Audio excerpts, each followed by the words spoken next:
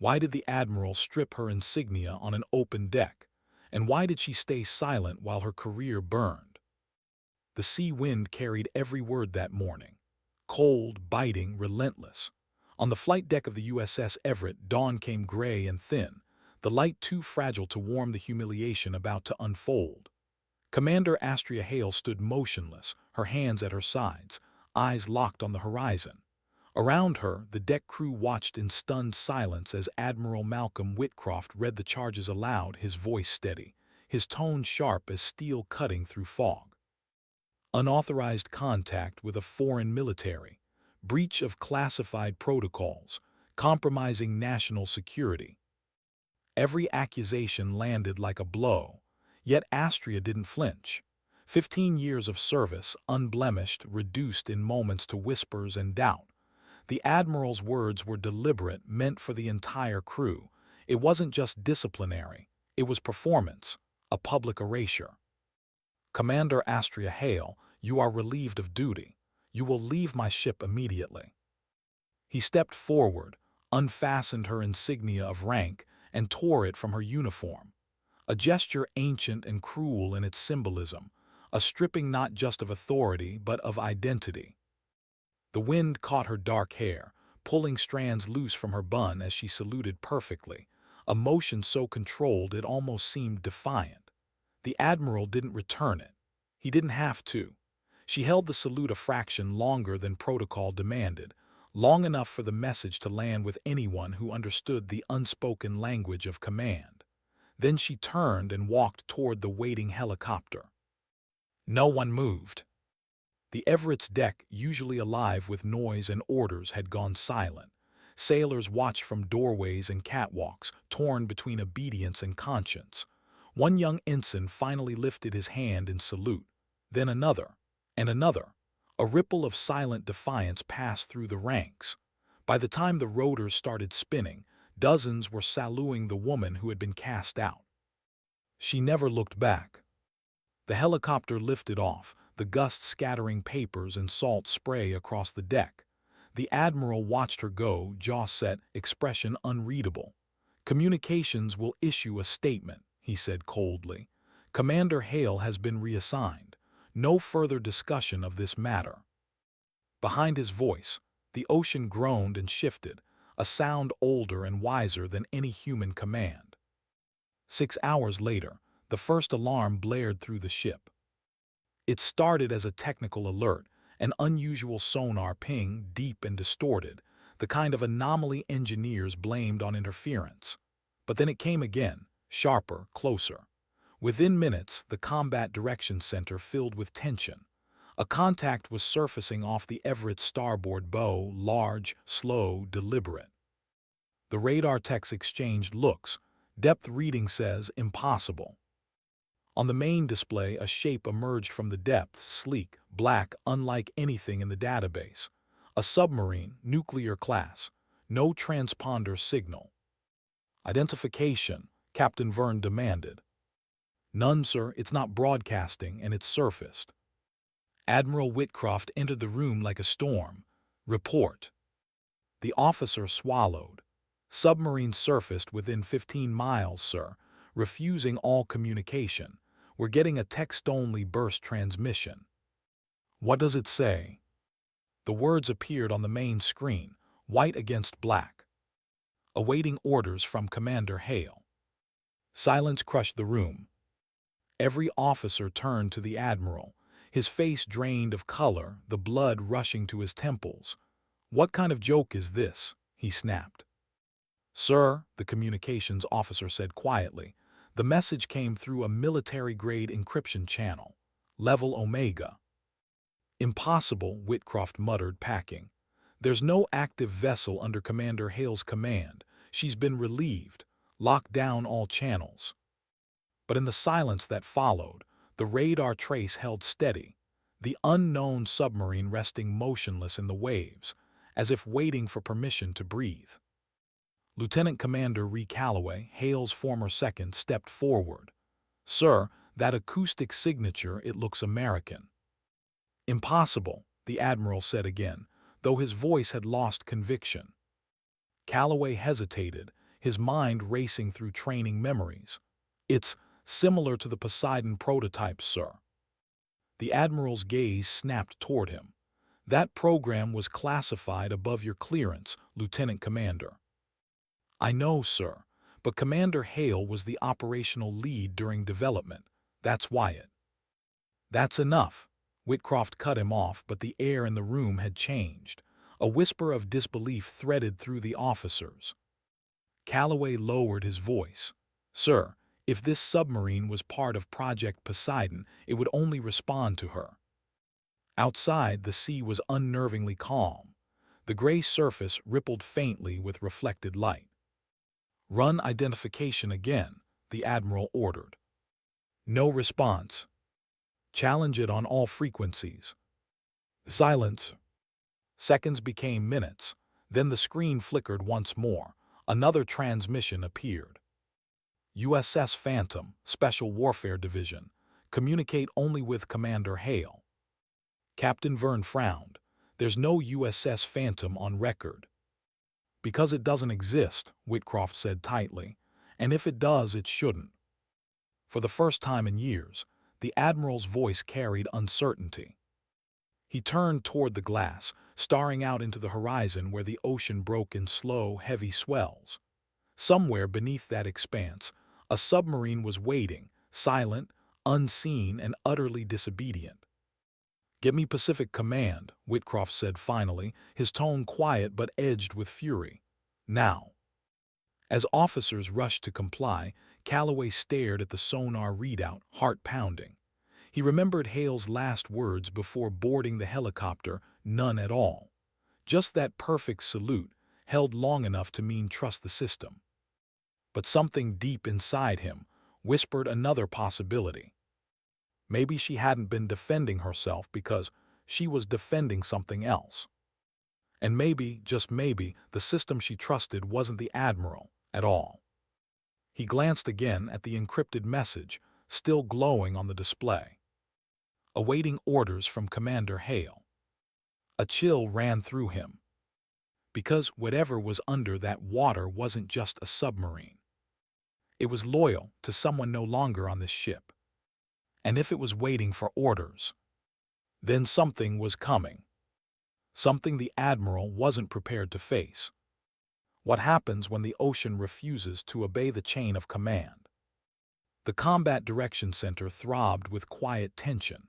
Every screen glowed with data. Every officer spoke in clipped, restrained tones.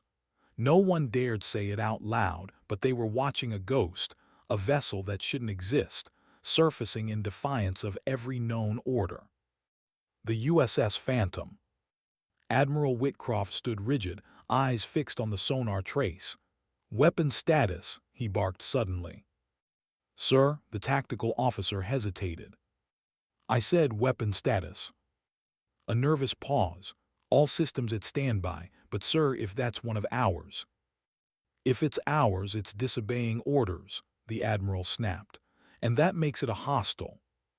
Captain Elijah Verne exchanged a quick glance with Lieutenant Commander Calloway. The look wasn't defiance, it was caution, the silent communication of men who understood how fragile the moment had become. "Sir," Verne began carefully, "before we escalate, we should confirm the vessel's identity, if this is—" "I've already given the order." The Admiral's voice sliced through him. Outside, the gray Pacific stretched endlessly, calm and cold. On the horizon, something glinted, a shadow where light refused to settle. The submarine's hull barely broke the surface, just enough to let the carrier's radars know it was there. It wasn't hiding. It was announcing itself. Then came another burst transmission. 5 words again, unblinking on the tactical display. "Awaiting orders from Commander Hale." Lieutenant Commander Calloway's throat tightened. He had seen that phrase once before, buried deep in Project Poseidon's documentation, a failsafe designed to prevent compromised orders. The Phantom's AI interface would only act when authenticated by a specific biometric signature. Hale's signature. He turned to Captain Verne, voice low. "Sir, that submarine isn't rogue. It's following design protocol. It can't respond to anyone but her. Vern frowned. That doesn't explain why it surfaced. Calloway hesitated. Unless it detected her removal from command as a potential compromise. The captain's eyes narrowed. You're saying the Phantom thinks the Navy's been breached? Before Calloway could answer, the Admiral spun toward them. What are you whispering about, gentlemen? Sir, Vern said calmly, Lieutenant Commander Calloway served under Commander Hale during the Poseidon development phase. He believes the Phantom may be following preset contingency protocols. Preset for what? The Admiral demanded. Compromised leadership chains, Calloway replied. It was designed to act autonomously if high command integrity was questioned. It's not ignoring us, sir. It's waiting for her. The Admiral's jaw flexed. Then it's defective. Prepare aerial recon. I want visual confirmation. Moments later, the roar of twin engines shattered the air above the deck. Two FA-18s streaked low across the waves, sunlight flashing off their wings. Cameras mounted beneath their fuselages transmitted live feeds into the CDC. There on the monitors, the shape came into view. A black hull, smaller than a standard Virginia-class, yet sleeker, almost predatory. No visible markings. No flag.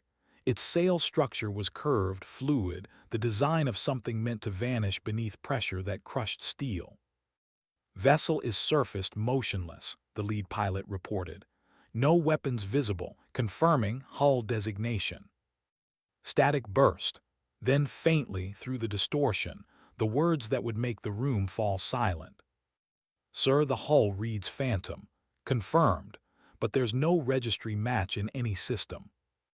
Admiral Whitcroft's hand clenched behind his back. It's a fake. Some Chinese prototype mimicking our acoustic signature. But the pilot's voice came back, hesitant, certain. Negative, sir. That's our engineering. That's American steel. The Admiral's face darkened. Recall those jets. I want that sub gone from my waters. Sir, Captain Vern interjected. We can't engage a U.S.-built nuclear sub without confirmation from Pacific Command. Then get it. The call went through secure channels, encrypted and delayed, bouncing across satellites like a pulse through veins. It would take minutes, minutes they didn't have. Because the Phantom moved. Not fast, deliberate. A slow pivot, as if turning its invisible gaze toward the carrier itself. The ocean swelled around it, foaming white in its wake. Then silence again. No sonar ping, no propulsion noise, just stillness. Sir, the sonar officer said softly, it stopped dead, directly in our path. The Admiral's pulse thundered in his ears. Then we change course. The helm responded instantly. Aye, sir, adjusting heading 270. The massive carrier began its slow, lumbering turn, but so did the Phantom. It was mirroring them, every shift, every change. Jesus, someone whispered, it's toying with us. The Admiral slammed his hand on the console. Enough. Send the following message. You are approaching a United States carrier group in restricted waters. Identify yourself or be fired upon. The communications officer hesitated. Sir, that's. Do it. The message transmitted. A low hum filled the room as encryption layers folded over each other. Then a flicker. A new line of text appeared. Acknowledge, stand by. Calloway's heart jumped. It's responding. The Admiral leaned forward. Good. Maybe they've come to their senses. Another flicker. Then another message, each word appearing slowly, deliberately, like a heartbeat through static. Command authorization required. Commander Astria Hale. The Admiral exhaled sharply. This is nonsense. She's in custody. Captain Vern's voice was calm. Sir, if the Phantom believes her removal was unauthorized, it may refuse to communicate with anyone else. So what do you suggest, Captain? That we call her back, sir. The Admiral turned on him. You want me to reinstate a disgraced officer because a ghost ship demands it. Calloway swallowed hard. Sir, if we don't, that submarine could transmit classified data on open frequencies. The Phantom was built for deep reconnaissance. Its storage systems could contain intelligence we can't afford to expose. The Admiral's expression flickered, fury meeting the first edge of fear. Then we'll sink it before it does. Sir, enough. He turned to the weapons officer. Arm the strike package. But before the command could be confirmed, a shrill tone cut through the room. Priority transmission, Pacific Command. The main screen changed. Text appeared stark and absolute. All operations stand down. No action to be taken against unidentified submarine. Command authority en route. ETA 600. A new voice filled the speakers, cold, direct, undeniable. Admiral Whitcroft, this is the Chief of Naval Operations. Maintain position. Do not engage. Commander Hale is being transported back to your vessel immediately. That's an order. The line went dead. Every officer in the room stared at the Admiral.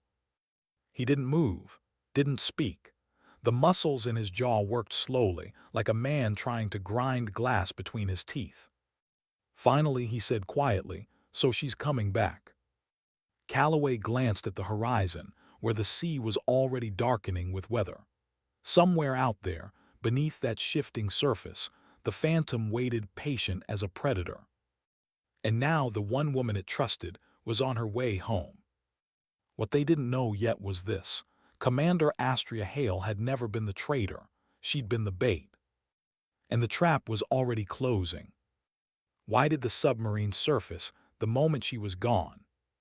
By dawn, the carrier's deck was lined with sailors again. Every rank, every division, each of them drawn by the same quiet rumor that had spread through the ship overnight. The woman the Admiral had banished was coming back.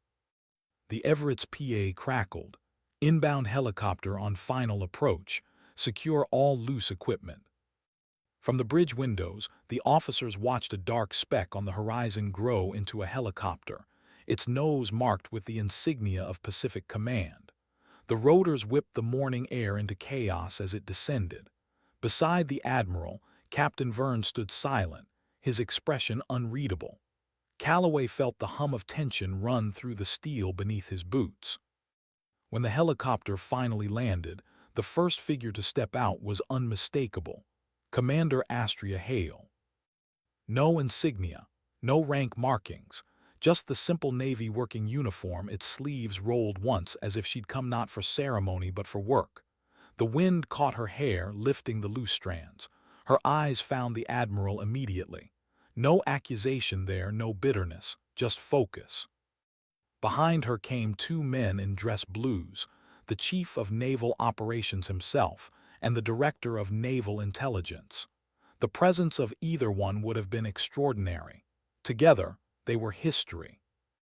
The Admiral's face turned to stone. "Admiral Whitcroft," the CNO said flatly, "we'll need your briefing room, now." They walked quickly through the ship's corridors, officers stepping aside as they passed. The air was thick with the scent of fuel and sea salt, but beneath it hung something heavier, the awareness that something monumental was about to be revealed. When the doors to the secure briefing room closed, silence claimed the space. The walls were lined with active encryption panels, pulsing with soft blue light. No signals in or out. "Let's begin," said the CNO, his voice clipped. "Project Poseidon." The Admiral frowned. "With respect, sir, I don't have access to those files." "Exactly," replied the Director of Naval Intelligence, Admiral Reeves. "You were never supposed to." She pressed a control on the table. The displays around the room shifted, revealing files stamped with red clearance seals, pages scrolling faster than the eye could follow. "Project Poseidon," she continued, "wasn't only a submarine development initiative. It was a counterintelligence operation." The words landed like a depth charge. Calloway blinked. "Counterintelligence." Hale's voice came next, low, steady, and calm. We knew there was a leak inside Naval Command. Sensitive deployment information was being passed to Chinese handlers. The usual investigations failed, so naval intelligence created a controlled breach. Me. She looked directly at the Admiral. My communications with Taiwan were staged, Admiral, authorized at the highest level. The Admiral's breath caught. You're saying? I was bait, she said simply. The CNO folded his hands. You were never meant to know, Malcolm. Only 5 people were briefed on the full operation. Your reaction had to be genuine. If you'd suspected the truth, the leak wouldn't have taken it. The Admiral's face drained of color. He sank into a chair, every muscle in his body locked in disbelief. But the evidence, it was real. The logs, the transmissions. Reeves cut in. Fabricated. Generated under controlled supervision and planted through channels we suspected were compromised.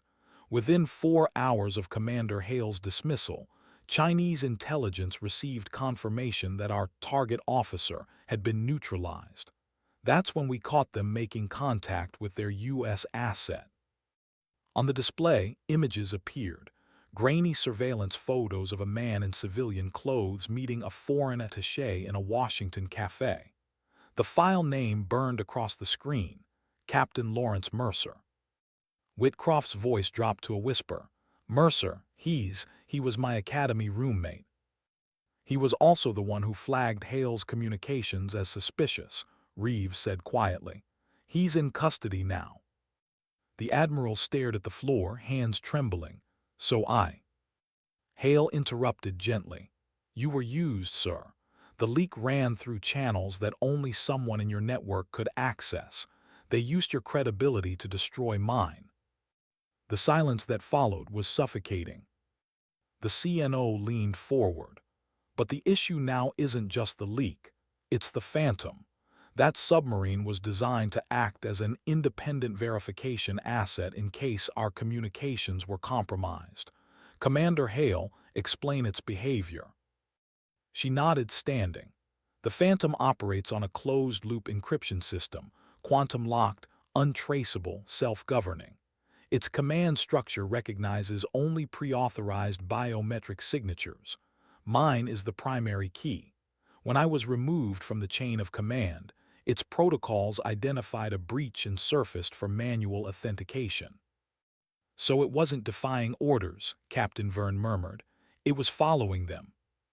Exactly, Hale said. It's not a rogue vessel, it's a loyal one. Whitcroft's voice was quiet, strained. Then what now? The Phantom acquired critical intelligence before surfacing, said the DNI. Russian surveillance drones operating illegally in international waters, monitoring our fleet routes.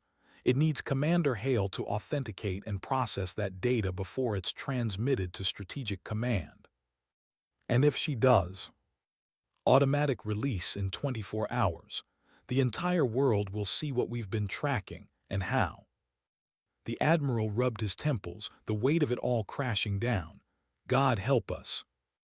Hale looked at him across the table. With respect, Admiral, this isn't about blame. It's about restoring control. The CNO rose. Commander, you're reinstated, effective immediately. He turned to Whitcroft. You'll accompany us to the deck for formal announcement. Whitcroft's gaze stayed fixed on Hale. You could have told me. Her reply was quiet, almost sorrowful. And if I had, the leak would have stayed hidden. We would have lost more than reputations, sir. We would have lost lives. They walked back to the deck together, the tension between them thick but wordless. When they emerged into daylight, the crew was already assembled in formation. Sunlight glinted off the sea, turning the horizon gold. Admiral Whitcroft stepped to the microphone. His voice carried clear and strong across the deck. Yesterday, I relieved Commander Hale of duty based on intelligence that appeared irrefutable. Today, I acknowledge that intelligence was part of a higher security operation, one that Commander Hale executed with honor and precision. He turned toward her, and for the first time since that morning, his expression softened. Commander Hale placed the mission above herself. For that, she deserves our respect. And then the unthinkable. He saluted her first. For a heartbeat, the entire ship seemed to pause. Then, like a wave breaking over steel, the crew followed suit. Salutes rose in every direction, sunlight flashing off polished metal and tear-bright eyes. Hale returned the salute, simple, unadorned, yet carrying a gravity words could never touch. Far off the starboard bow, the sea began to churn. Slowly, silently, the USS Phantom rose from the depths, its black hull gleaming wet under the morning light. The sailors turned as one, gasping softly at the sight. The vessel's form was unlike anything in service, sleek, almost animal. On its sail, newly visible, was the emblem, a phoenix rising from water. "Welcome back," whispered Calloway. As the Phantom settled beside the carrier, the communications feed lit up with one final message. Command authentication confirmed. "Welcome back, Commander." The Admiral exhaled slowly. She really did it. "No, sir," Calloway murmured, eyes still fixed on the black silhouette cutting through sunlight. She never stopped. The crowd began to disperse, the officers returning to duty, but the moment lingered, the sense that something vast and hidden had just shifted beneath the surface of history. And as Commander Hale turned toward the helicopter waiting to ferry her to the Phantom, she paused, the ocean wind pressing against her uniform. For one breath, one heartbeat, she allowed herself to feel it, relief, yes, but also something harder, deeper. The quiet ache of knowing she'd had to be the villain to protect the truth. And that, in war, redemption rarely comes without a wound. Why did the submarine greet her like it had been waiting all along? The rotors from the transport helicopter slowed, their heavy blades slicing the sea air into rhythmic beats. Commander Astria Hale stood at the open doorway, wind snapping at her uniform, her gaze locked on the black shape rising below the USS Phantom. The ocean gleamed around it, calm but cold, like a secret finally surfacing. She stepped out. The air smelled of salt and oil and something faintly electric, the hum of an engine designed for silence. Crew members on the deck below snapped to attention as she descended the steel steps, boots meeting the Phantom's hull with a resonant thud. The vessel seemed to breathe beneath her. "Commander on deck," called the chief petty officer, his voice steady but reverent. Hale's expression didn't change, but something flickered in her eyes, that rare, private mix of familiarity and pain that comes only from returning to something that once defined you. She reached out, touching the metal railing, the way one might touch an old friend's shoulder. The hull was cold, but alive. Inside, the Phantom was nothing like a conventional submarine. Narrow corridors were lined with matte black panels and faint blue lights that pulsed softly, like veins. The silence was deeper here, not the absence of sound, but the presence of control. "Systems online," reported the officer of the watch. "We've maintained position per protocol, quantum core stable, communications limited to encrypted channels only." "Understood," Hale replied, her tone quiet, efficient. She moved through the central command corridor with practiced steps, each motion purposeful, her boots echoing lightly on the composite deck. The bridge, a sleek, dim-lit chamber ringed by displays, came alive as she entered. Screens flickered, data cascaded, and then a soft digital tone. "Identity confirmation required." Hale placed her hand against the biometric pad. "Commander Astria Hale, authorization code Delta 69er Black." The system processed for 3 long seconds. Command authentication confirmed. A soft mechanical chime followed, and for a heartbeat, the lights across the console seemed to brighten, as if the vessel itself exhaled in recognition. "Welcome back, Commander." The voice was synthetic, but warm, the AI interface she'd helped design years ago, before everything went wrong. Hearing it again was almost too much. "Good to see you too, Phantom," she murmured. Mission parameters pending update, the AI continued. Would you like to review classified acquisition data?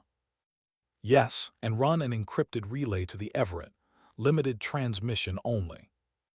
As data filled the displays, Hale studied the patterns, sonar graphs, intercept logs, high-resolution scans of deepwater sensor arrays. What she saw made her pulse quicken. Russian, covert surveillance network, hidden under false oceanographic stations near the Mariana Trench. She turned to the junior officer beside her. Lieutenant, these coordinates, were they verified? Yes, ma'am. The Phantom intercepted drone transmissions 6 hours before surfacing. The signal's still active. Show me the path.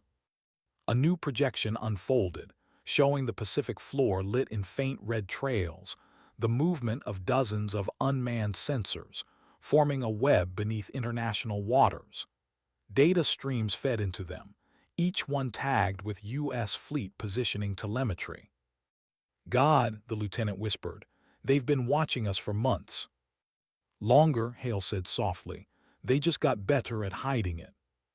She leaned closer to the main screen, her mind racing. Whoever set this up had access to classified navigation data, the same kind that the supposed leak had compromised. And if that data was already being harvested, then her fake betrayal might have saved the Navy more than anyone realized. Commander, the AI interrupted, transmission request from the Everett, priority channel. Hale nodded, patch it through. The display shifted to reveal Admiral Whitcroft and Captain Verne, both framed by the carrier's command bridge. The Admiral's expression was unreadable, the weight of shame still sitting heavy in his eyes. Commander, he began, voice restrained, the CNO has briefed me on the full scope of Project Poseidon. I owe you more than an apology. Not necessary, sir, she said, just the truth. He nodded once. The Phantom's data confirms Russian surveillance operations in contested waters. We're relaying that information to Pacific Command now. What's your assessment? They've compromised the trench line east of Guam. If we don't act now, our submarine network could be blind in less than a month. The Admiral's jaw set. Then we act. Permission to proceed with counterinterference maneuvers, Hale requested. Granted, Whitcroft said, then quieter, and Commander, thank you for coming back. The screen faded to black. She stood there for a moment, the weight of it pressing in. The hum of the engines beneath her feet felt like a heartbeat, strong and steady. Yet inside, she felt the opposite, the exhaustion of a person who'd had to sacrifice her name to prove her loyalty. Commander, Calloway's voice came from behind her, soft, cautious. He'd been transferred aboard as acting XO, fresh from the Everett. She didn't turn. You shouldn't be here yet. CNO's orders. They wanted someone you trusted. She allowed herself the smallest smile. That's a very short list. I figured as much. He stepped beside her, his gaze taking in the digital ocean spread across the command table. You designed this place, he said quietly. It feels alive. That was the point, she replied. It listens, learns, protects its own. Like its commander, he said. She glanced at him, then back at the data. Don't romanticize it, Calloway. Machines don't doubt themselves. People do, and that's what makes them dangerous. Outside the reinforced glass, the sea shimmered with faint light. Dawn was rising, spreading soft gold across the endless expanse. For a moment, it almost felt peaceful, until the AI's tone broke the illusion. Commander, external contact detected. Unidentified sonar ping 40 Mark 12, range 5 miles. No IFF. Hale's eyes narrowed. Visual. Negative, depth too great for optical confirmation. She moved to the sonar station. The pulse pattern repeated, slow, deliberate, familiar. It wasn't a challenge, it was a signal. Her stomach tightened. Phantom, isolate that frequency. Pattern match found, the AI replied. Encrypted handshake classified Poseidon subdirectory. Decode it. Static filled the cabin. Then faintly, a human voice. Distorted, mechanical, but clear enough to understand. "This is Sentinel Node Alpha. Tracking resumed. Confirm extraction authority." Calloway frowned. Extraction authority. Hale's pulse quickened. She knew that phrase. It wasn't part of any American command lexicon. It was foreign. "Phantom," she ordered, "seal communications, begin trace. That's not one of ours." The AI hesitated. Signal origin indeterminate, possible spoof routing through quantum relay. The lieutenant looked at her. "Commander, could that be?" "Yes," she said quietly. "Whoever compromised Project Poseidon is still active." The bridge went still. Every officer turned toward her. She exhaled slowly, forcing calm back into her voice. "They think the leak died when I was relieved. They don't know I'm back." She straightened, eyes burning with a quiet, steady resolve. "Then let's make sure they never see us coming." Outside, the Phantom's engines shifted to silent propulsion. The submarine began to move, its dark shape slipping beneath the waves, returning to the deep where it belonged. Above, the Everett drifted under the first true sunlight of morning, unaware that far below, a battle of shadows had already begun. And in that silence, the Phantom disappeared, carrying with it a commander reborn, a mission reborn, and the uneasy truth that loyalty, once questioned, could never again be pure. Why do the quietest depths hide the loudest betrayals? The Phantom slipped beneath the surface like a memory vanishing into sleep. Above, sunlight fractured across the waves. Below, the world turned blue, then black, then endless. The hull groaned faintly as pressure increased, a low hum echoing through the vessel like the whisper of something ancient.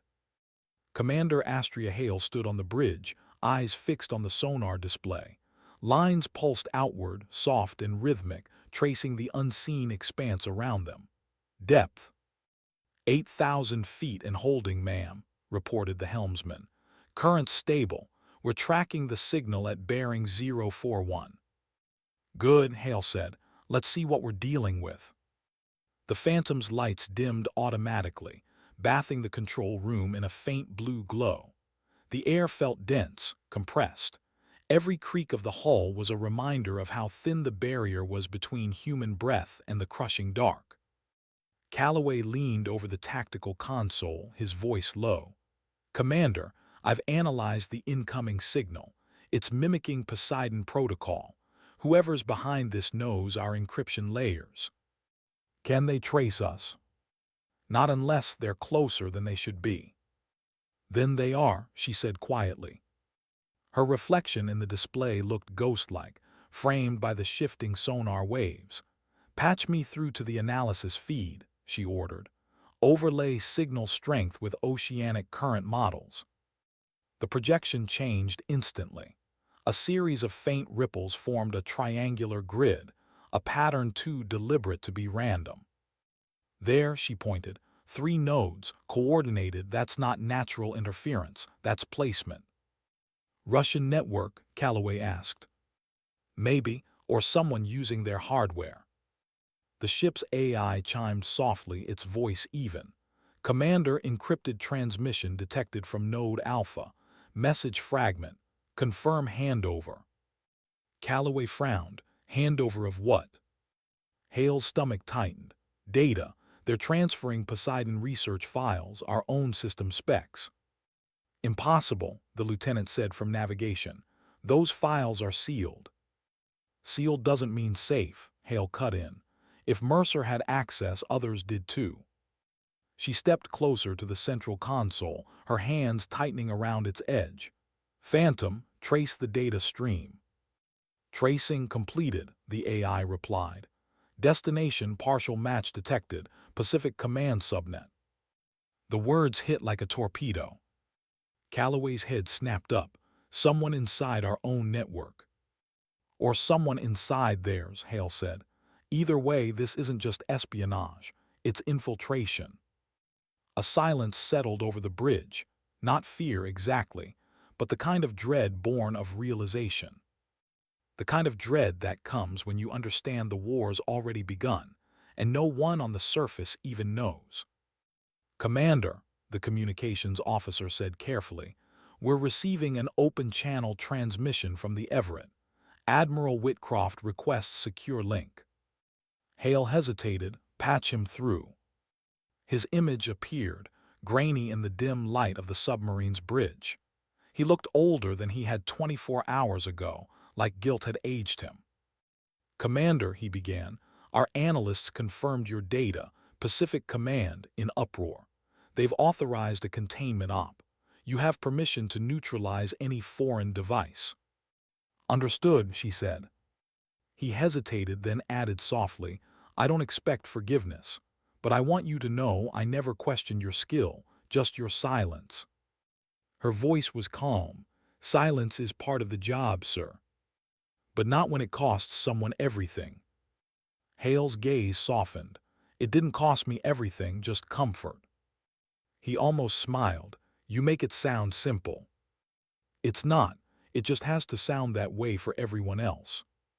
The line went dead, replaced by the hum of the reactor. Calloway exhaled slowly. "He means it, you know." "I know," she said, "but this isn't about him or me anymore. It's about whoever's down here pulling the strings." "Commander," the sonar tech interrupted, "we've got movement, 3 small returns converging on Node Alpha." "Submersibles." "Too small for manned craft. Autonomous drones, armed signatures." Hale's pulse steadied. "They're defending the network. They know we're here." "Orders." She stared at the sonar. The 3 signals moved in perfect synchronization, closing in like sharks. "Helm, bring us to intercept depth. Tactical, load countermeasures." The Phantom shifted course, gliding silently through the black. Its engines barely whispered. In the dark, motion was the only sound. Calloway watched her carefully. There was a stillness about her he recognized, the kind that came before violence or tragedy, the stillness of someone who'd already made peace with consequences.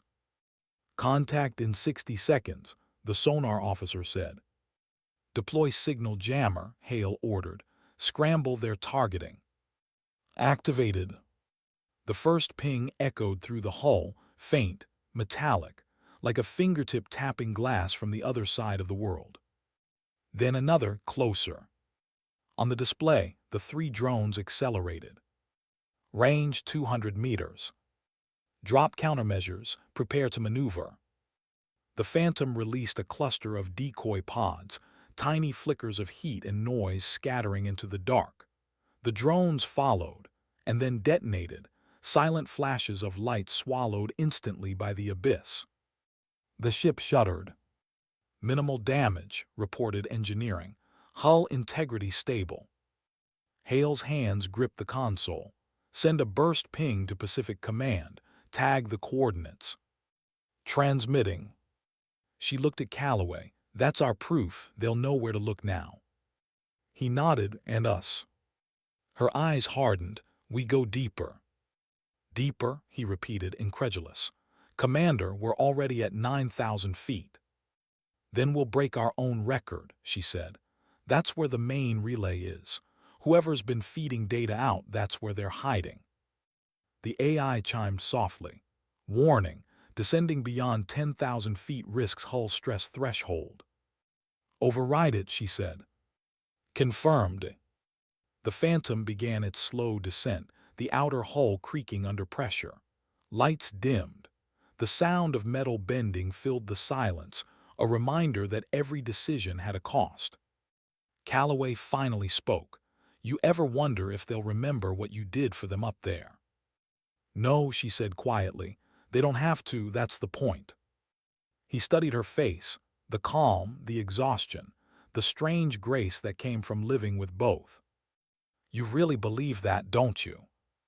"I have to, because if I don't, then all of this is just noise." The sonar pulsed again, faint, distant, but unmistakable.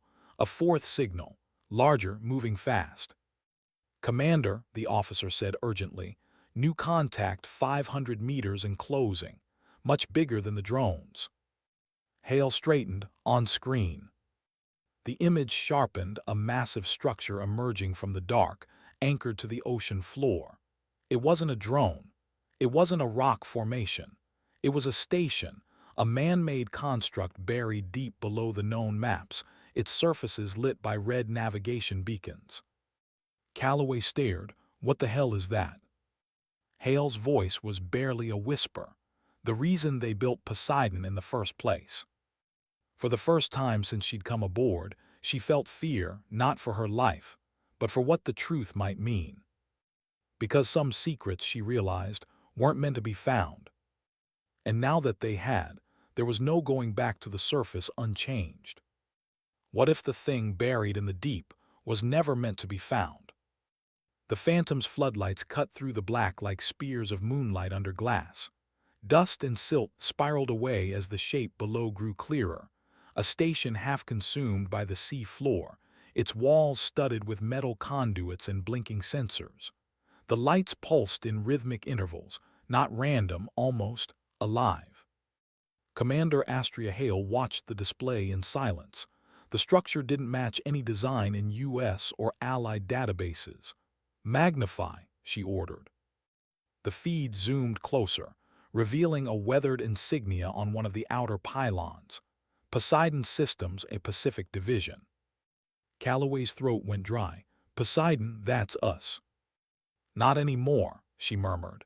"That division was decommissioned 3 years ago." "Then who's been running it?" "Someone who never stopped." The silence stretched until the AI broke it. "Commander, residual power signatures detected. The station is active. Suggest remote link-up for reconnaissance."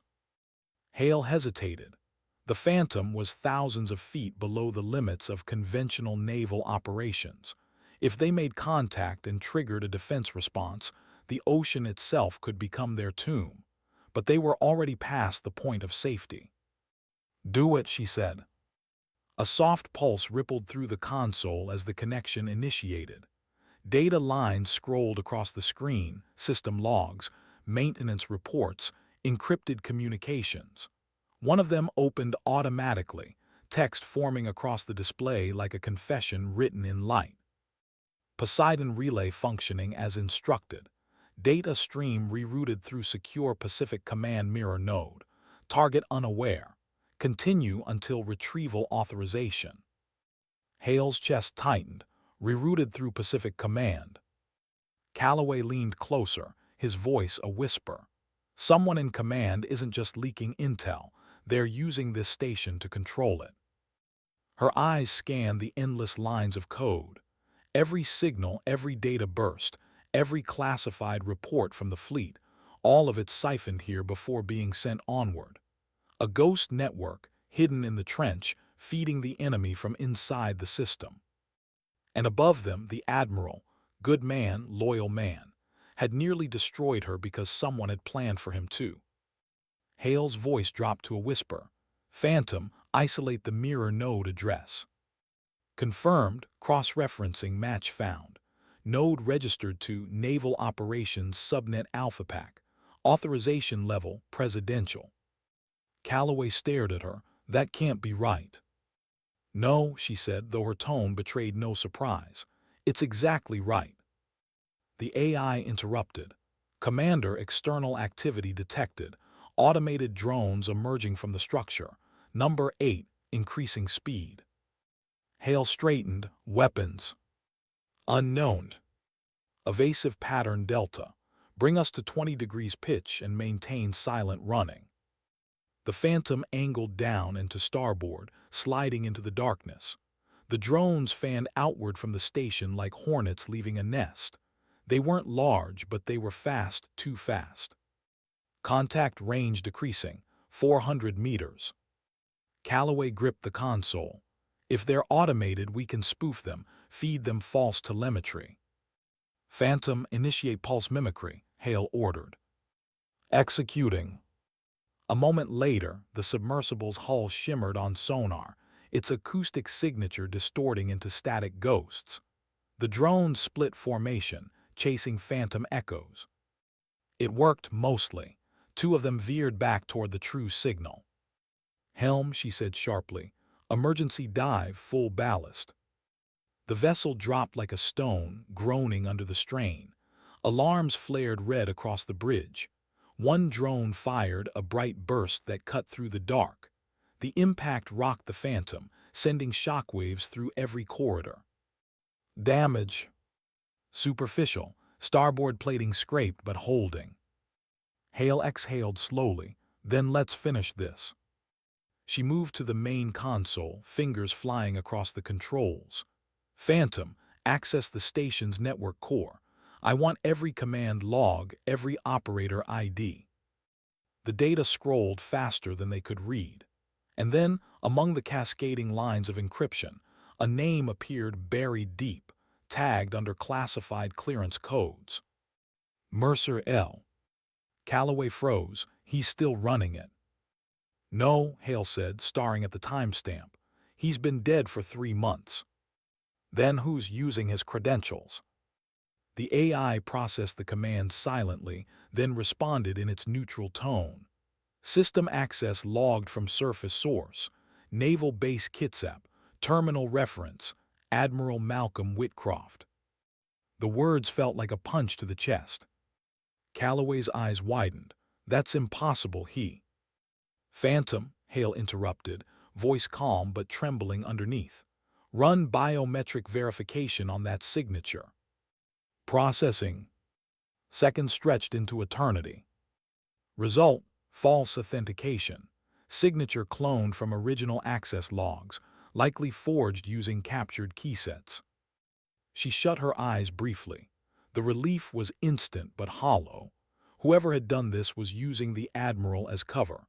Someone inside the system still had access to everything, and they were hiding behind his name. "Commander," the AI warned, "the drones are returning. Advise immediate withdrawal." "No," she said, "not yet."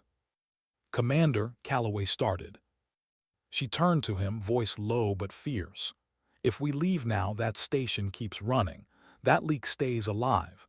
Every sailor up there, every ship, it all means nothing. We end it here."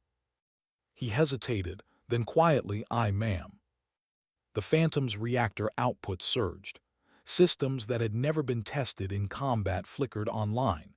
The vessel pivoted, facing the drones head-on.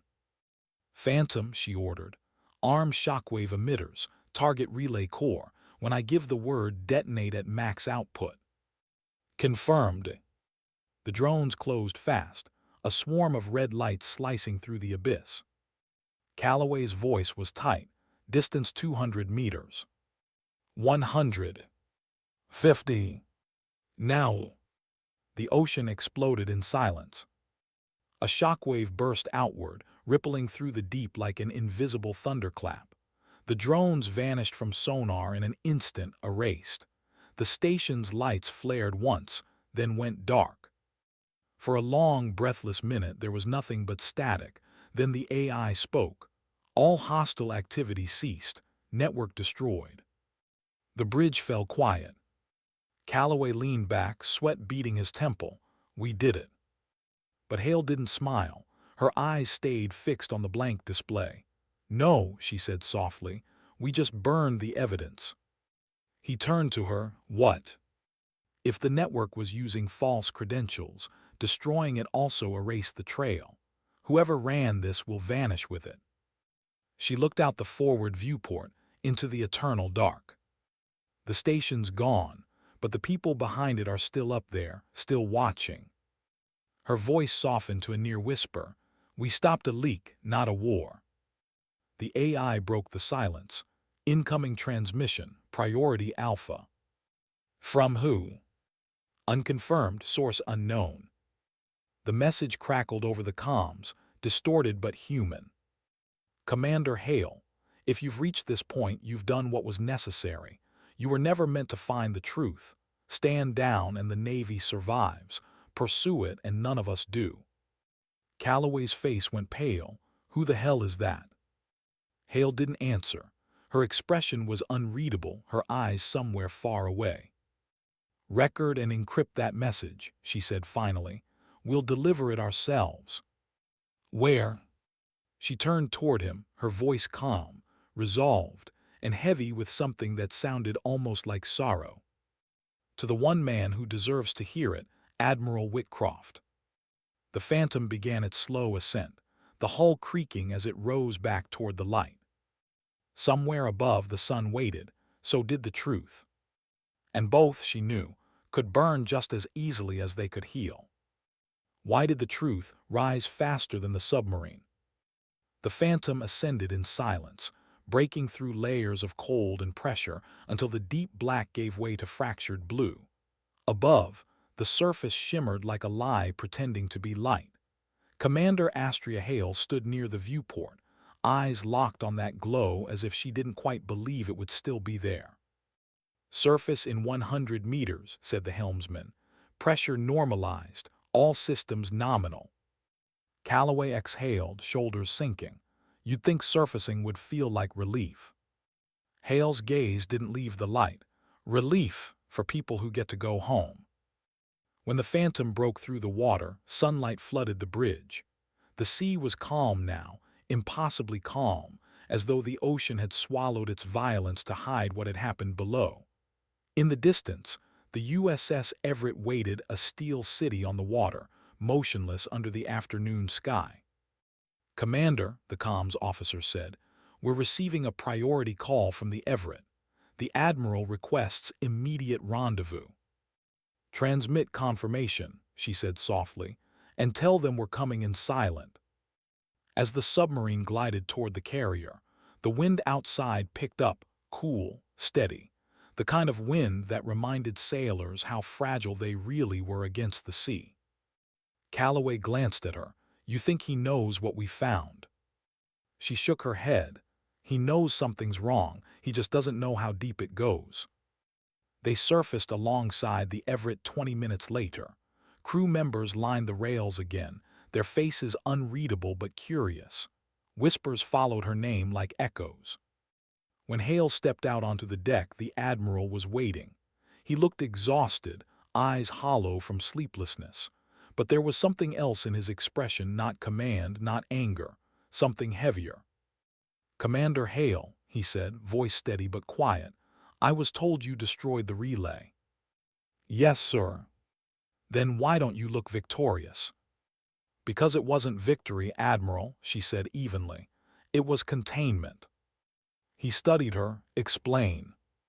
They walked toward the briefing room together.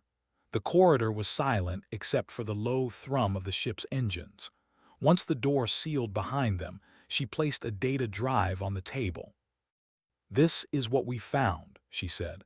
"The Poseidon relay wasn't Russian or Chinese. It was ours, built under the same division that developed the Phantom. Someone in Pacific Command reactivated it to siphon classified fleet data." He frowned, leaning over the display as she activated it. Lines of transmission logs filled the screen, each tagged with forged access credentials. "This signature," he started. "Yours," she finished. "Copied from your secure terminal. Whoever did this used your identity to move information through the network." His face tightened. "You're saying I was used again?" "Yes, sir." He exhaled slowly, rubbing his temples. "You should have left that station in pieces." "I did, but before it went dark, we received this." She played the encrypted recording. The distorted voice filled the room. "Commander Hale, you've done what was necessary. You were never meant to find the truth. Stand down and the Navy survives. Pursue it and none of us do." The Admiral's eyes flicked up hard. "That's a threat." "It's a warning," Hale said, "from someone who still has access. Whoever they are, they're high enough to vanish entire operations and rewrite security protocols." He stared at the screen for a long moment, then quietly, "You realize what happens if we report this up the chain. It'll disappear. Again." "I know." "Then why bring it to me?" Her voice was calm, but beneath it lay something deeper, fatigue, and a trace of defiance. "Because, Admiral, you're the only one who still believes this uniform means something." He looked at her, really looked, and for the first time saw the toll in her eyes. The unspoken cost of being right too soon, of being loyal in a world that rewarded obedience more than truth.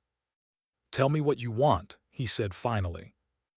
"I want control of the Phantom's next deployment, full operational independence, and your word that if this thing reaches us again, we fight it, not bury it." He hesitated, then nodded. "Done. You'll have to justify it to command." "I will," he said, and his tone carried the quiet conviction of a man ready to sacrifice what was left of his career. "If they want someone to blame, they can have me." She met his eyes. "You already gave me that once." A faint smile ghosted across his face, the first she'd seen from him. "Then consider this my way of taking it back." That night the sea lay perfectly still. The Everett's deck lights shimmered across the water as if trying to hold the darkness at bay. In her quarters aboard the Phantom, Hale sat alone, reviewing the encrypted logs. Calloway entered quietly, holding 2 mugs of coffee. "You haven't slept," he said. "Neither have you." He handed her one of the mugs, sitting opposite her at the narrow table. "You think they'll come after you?" "They'll come after the truth. I'm just standing in front of it." He leaned back, studying her. "You could disappear, you know. Take the Phantom off-grid, vanish into the trench. They'd never find you." She shook her head. "Running isn't the same as surviving, and survival isn't the same as purpose." He smiled faintly. "That sounds like something you've told yourself a few too many times." She met his eyes. "Because it's true." A pause stretched between them, not awkward, just heavy with everything that couldn't be said aloud. Finally, Calloway spoke. "When the Admiral saluted you, the crew talked about it for hours, said it was like watching the Navy apologize to itself." Hale's expression softened, a ghost of a smile at the corner of her lips. "Maybe it did. You could have humiliated him. You didn't." "It wasn't about him. It never was." She looked toward the small porthole, where the moonlight cut across the water like a blade. "You ever notice how quiet the sea gets after a storm?" He nodded. "Always feels like it's waiting." "So am I," she whispered. At dawn, the Admiral stood alone on the Everett's deck, watching the horizon turn from violet to gold. He hadn't slept either. The events of the past 48 hours had carved something new into him, not defeat, but humility. He heard footsteps behind him, and didn't need to turn to know who it was. "She's ready to deploy," Hale said. He nodded. "Where to?" "Wherever they tell us not to go." He smiled faintly, still not good at following orders. Still not good at giving the wrong ones. They stood in silence for a moment, the sound of gulls faint in the distance. "I read your final report," he said quietly. "You left one section blank, your personal statement. I didn't know what to write." "Now." She looked out at the horizon. "Maybe this. Sometimes service means standing alone in the dark and trusting that someone, somewhere, still remembers what light looks like." The Admiral's eyes lingered on her for a long moment. "I'll make sure they do." As she turned to leave, he called after her, "Commander." She stopped. He straightened, shoulders squared, and saluted her once more, not out of protocol this time, but respect. She returned it. No words, no ceremony, just a silent understanding between 2 soldiers who had both been wrong and both been redeemed. The helicopter rotors thundered to life again, stirring the air between them. As the aircraft lifted off, the Admiral watched her rise into the sunlight, her figure framed against the ocean's endless blue. For the first time in a long time, he didn't see a subordinate or a scandal. He saw the truth in motion. Why does redemption always arrive too late to be celebrated? 3 months passed before the sea called her name again. At Naval Base Kitsap, morning mist rolled in from the water, wrapping the docks in soft gray. The USS Everett sat anchored like a monument to the old world, steel, weight, hierarchy. A few hundred meters away, another shape surfaced from the mist, sleek, black, curved like something half organic, half machine. The USS Phantom. Admiral Malcolm Whitcroft stood waiting on Dock 23, his cap tucked under one arm. He'd been there before dawn, though no one had ordered him to. Habit, maybe, or penance. When the submarine's hatch opened, the first sound was laughter, the kind that didn't belong in classified places. Sailors disembarked in single file, their expressions worn but proud. Each wore a unit patch unknown to the fleet, a phoenix rising from waves, beneath it the Latin phrase fides in tenebris, faith in darkness. Commander Astria Hale appeared last. No ceremony, no announcement, just her. The sea wind caught her hair again, the same way it had on the day she was banished, but her eyes were different now, clearer, anchored. She walked down the gangway with measured grace until she stopped in front of the Admiral. "Welcome home," he said quietly.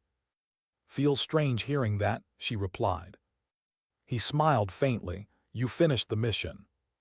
She nodded once. The Phantom performed beyond expectation. We mapped the full network and neutralized the remaining foreign drones. Pacific Command classified the data as top-tier strategic intelligence. "And your crew?" "Intact," she said. "Changed but intact." He studied her carefully, the silence stretching between them. Then, with a slow exhale, "You know, I used to think loyalty meant never questioning the system. And now I think loyalty means holding the line, even when the system is wrong."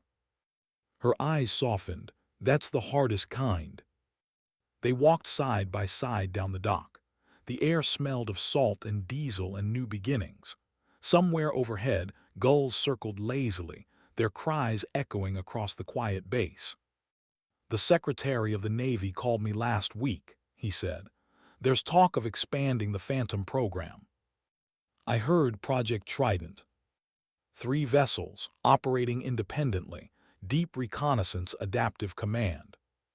"Under your oversight?" she asked, already knowing. "Joint command," he corrected. "They want you leading operations." She looked out toward the water, the horizon blurring between gray and gold. "And you?" "Strategic coordination. Someone has to argue with Washington." She smiled slightly. "I pity them." He chuckled. "Don't, they'll need it." They reached the end of the dock, where the water lapped softly against the pylons. The Phantom rested quietly nearby, her dark hull gleaming under the rising sun. "You ever think about that morning?" she asked suddenly. He didn't need to ask which one. "Every day," he said. "There's a moment right before I took your insignia. I remember wondering if I was wrong, and then I did it anyway." "You were doing your job," she said gently. "I was doing what I thought was right. That's not always the same thing." She turned toward him, voice low but steady. "If I hadn't volunteered, you would have been the one under investigation. They needed someone visible, someone believable." He met her gaze. "And you chose to be their sacrifice." "It wasn't a sacrifice, it was strategy." He smiled, though it didn't quite reach his eyes. "That's what we tell ourselves, so it hurts less." She didn't answer. Some truths didn't need voices. From the Phantom's deck, Lieutenant Commander Calloway appeared, saluting crisply. His uniform bore new insignia, Executive Officer, USS Phantom. "Commander," he called out, "system secured. Crew awaiting your orders." She nodded. "I'll join you shortly." Whitcroft glanced at him, then back at her. "He's loyal." "He believes in what we're building," she said. "That's enough." "And what are you building?" She looked at the horizon again. "A version of the Navy that survives its own secrets." They stood in silence, the hum of the harbor surrounding them. Then she said, quietly, "You know, Admiral, when you stripped me of rank on that deck, I thought I'd lost everything that made me who I was. And now I know you can lose the world and still keep your purpose." He nodded slowly, words caught somewhere between apology and respect. As she turned to leave, he spoke again, softer this time. "Hale." She stopped.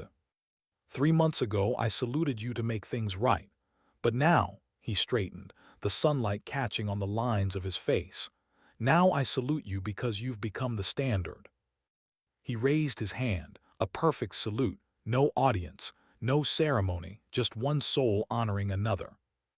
She returned it crisp, clean, final. Then she boarded the helicopter waiting to return her to the Phantom. The blades began to spin, lifting her slowly into the morning air.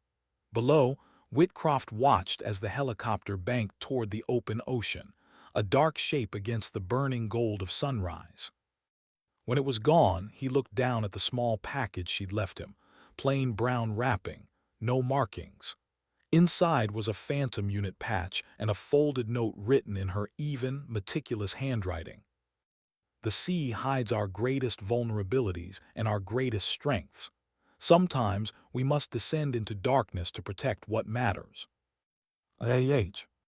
He placed the patch beside his service medals. It didn't gleam like the others. It absorbed the light instead, like the vessel it represented, silent, unseen, but endlessly watchful. Through the window, the Phantom was already submerging again, its hull slicing through the surface with the grace of something both human and beyond human. As it disappeared beneath the waves, Whitcroft whispered quietly to no one at all, "Fair winds, Commander." The horizon shimmered, sunlight scattering across the water like fragments of memory. The world would never know what she had done, how close they had come to losing everything. And maybe that was how it was supposed to be. Because real heroes don't ask for parades.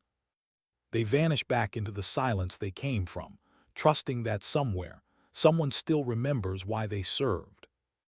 And in the quiet between the waves, the moral seemed to surface all on its own, soft, inevitable, eternal. Sometimes dignity doesn't speak, it simply acts.